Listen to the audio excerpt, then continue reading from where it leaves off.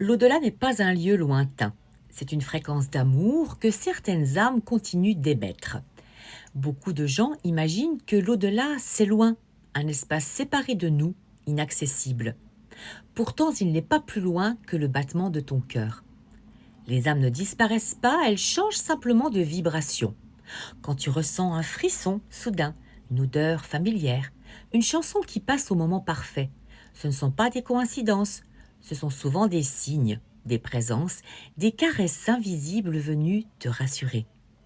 Communiquer avec l'au-delà, ce n'est pas invoquer, c'est écouter, c'est apprendre à percevoir le subtil, à reconnaître la douceur d'une âme qui veut juste te dire « je suis là différemment ». Dans mes ressentis de médium, il m'arrive souvent de sentir ces âmes s'approcher.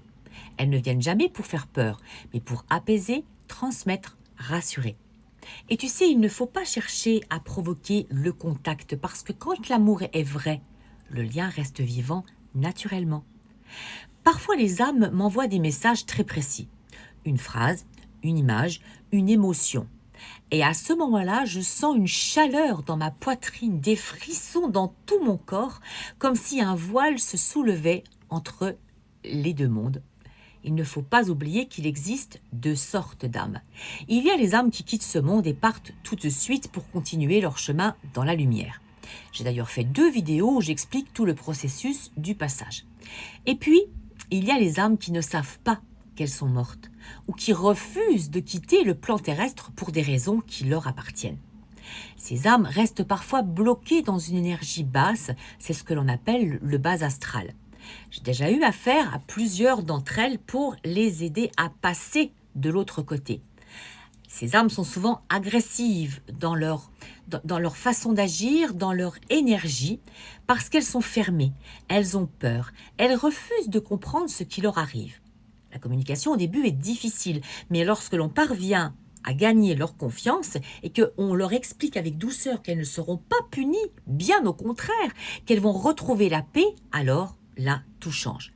Leur vibration s'élève, la lumière s'ouvre et elles acceptent enfin de m'écouter et je peux les guider à rejoindre le monde d'après.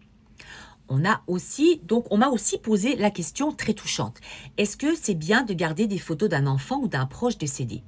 Pour moi, oui. Les photos ne retiennent pas les âmes, elles honorent leurs souvenirs. Ce sont des ponts d'amour, pas des chaînes.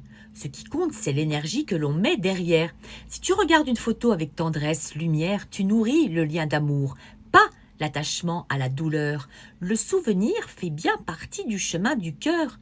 Il n'empêche pas les âmes d'évoluer, il les accompagne simplement dans la paix. Ce que j'ai appris, c'est que l'au-delà n'est pas un ailleurs, c'est juste un espace de lumière que notre regard n'atteint pas toujours. Si tu veux communiquer avec un être cher, ne cherche pas les grands signes spectaculaires. Parle-lui avec le cœur.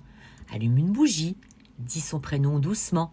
Reste quelques instants dans le silence, parce que c'est là, dans ce silence, que tu sentiras son amour te frôler à nouveau. L'amour ne meurt pas, il se transforme et il continue de nous relier d'âme à âme.